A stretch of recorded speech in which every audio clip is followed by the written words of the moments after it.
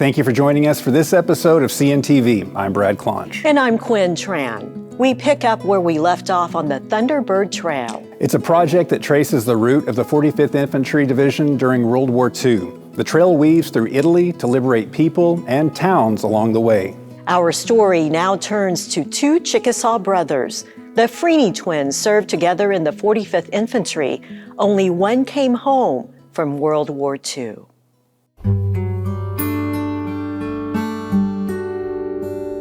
These hand-drawn pencil sketches are snapshots of World War II. Sergeant Brummett Echohawk drew what he saw in Italy. The 45th Infantry Division soldiers in battle, faces of the brave, the wounded, and moments for mercy. This image illustrates Benjamin Freeney killed in action. The Battle of Salerno, my uncle was killed on September 11th, 1943 in Salerno. Carrie Freeney O'Hara connected with us from Los Angeles, California to tell us about the Freeney brothers. Bennett Freeney is your dad. Yes. His twin brother Benjamin is your uncle. They were identical twins. Benjamin and Bennett Freeney are Chickasaw brothers from Caddo, Oklahoma. At age 18, they joined the United States Army, serving together as combat medics with the 45th Infantry Division. They were never apart until September 11th, 1943. My father had been led to believe that my uncle had been killed by machine gun fire. And my dad was a few miles down the road. They were both medics with their Red Cross helmets on. And their job at that point was collecting wounded at the front and taking them back to the field hospital. And so they were a couple miles apart.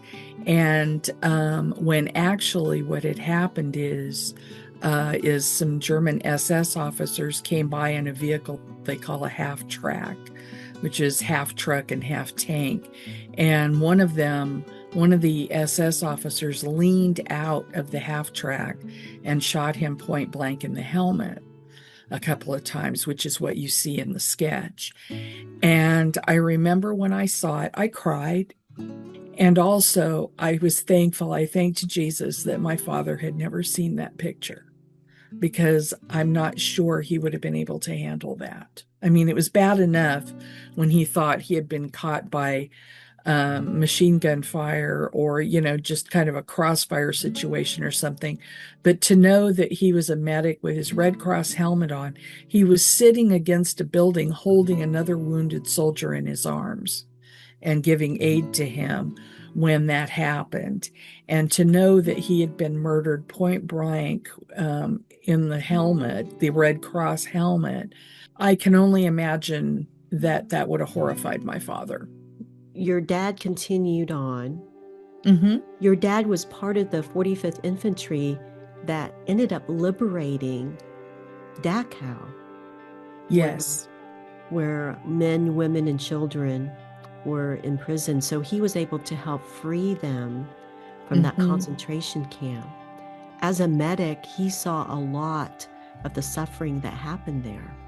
Yes. Well, the 45th Infantry Division Thunderbirds, which was my dad's group, and the 42nd Division Rainbow Division were both en route.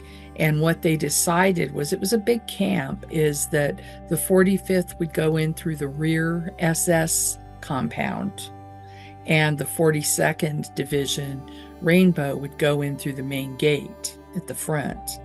And so they converged at about the same time.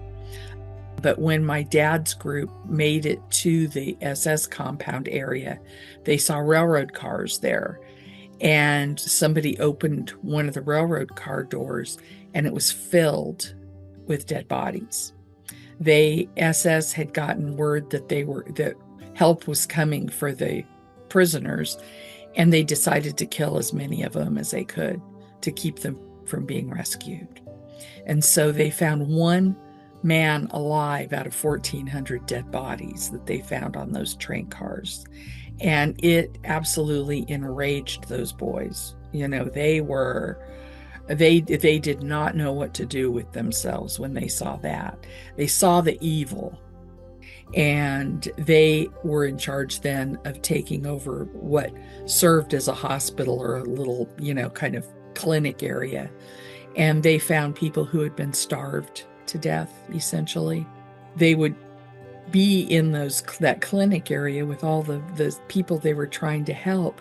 And there was one German SS officer who would get dressed up in his full dress uniform every day and walk through and sneer at them or make condescending facial expressions or comments that they, of course, did not understand. But and one day, I guess my dad had just had enough. And it took a lot, but I guess at this point he had had enough.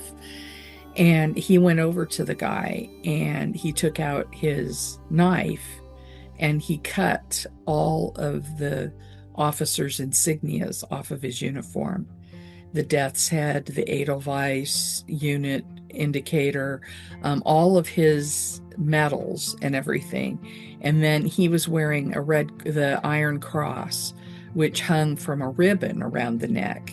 And my dad reached up and he sliced the ribbon and he took that and he said, "This is the sign of a hero, and there are no heroes here." And he put all those medals in his pocket and walked away. And the gentleman who wrote to me said, "If you find them, that's the story behind it." He said, "Your dad was a humble, quiet man." He says, "But that day he was bigger than life." Your dad served 444 days in combat during World War II.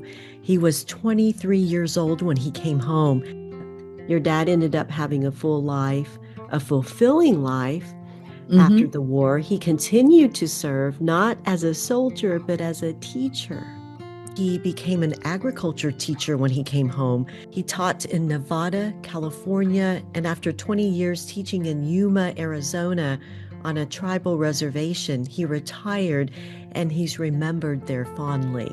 He loved the kids. They loved him. And all those farm families out there on the reservation got to be close friends to us.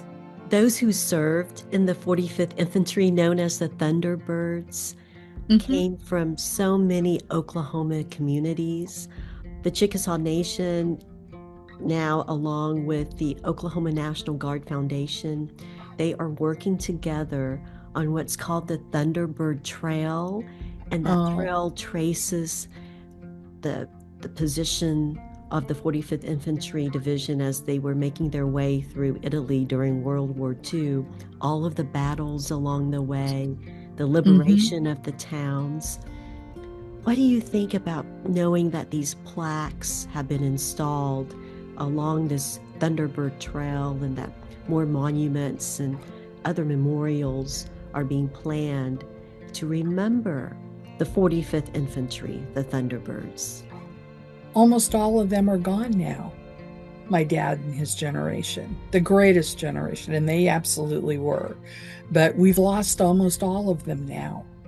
And so they're not here to tell us their stories. And we have to keep those stories going, because I think it's important to us as a nation to know where we've been and what we've done. I think it's important for the Chickasaw Nation to know how many of its warriors served proudly and honorably. The Thunderbird Trail is sharing important history. There's so many stories to tell. More monuments will be placed along the trail in Italy this year, forever a reminder of what the brave 45th Infantry did for freedom. This month on Memorial Day, Americans honor those who served in the United States Armed Forces and gave the ultimate sacrifice. Memorial Day is May 25th. This place was built for you and for your family. We're grateful to partner in this early phase of their learning and life. Governor Bill Anatubby and other Chickasaw Nation leaders cut the ribbon on the newly renovated and expanded facility for the tribe's preschool and school-age program in Ada, Oklahoma. The renovation includes 14 classrooms, kitchen and cafeteria, which also serves as a safe room, spaces dedicated to early childhood intervention, speech, occupational therapy, child wellness programs, and more. The preschool program promotes school readiness of children ages 3 to 5. The Chickasaw Nation school-age program serves students ages 3 to 12. It's that fun time of the year. Children are gearing up for all of the Chickasaw Nation summer camps and programs. The tribe hosts a wide range of camps for children of all ages, from outdoor activities to sports and the arts. Sign up now for the summer programs. Visit Chickasaw.net for the complete list, dates, and registration information. The Dynamic Women of the Chickasaw Nation Conference is set for May 28th and 29th. The two-day conference will be held at WinStar Convention Center in Thackerville, Oklahoma. This year's theme is Breaking Barriers, Building Legacies, featuring inspiring presentations, panel discussions, and breakout sessions. Registration is now open. Go to this web address for more details. Well, that's all the time we have for this episode of CNTV. We'll see you back here soon.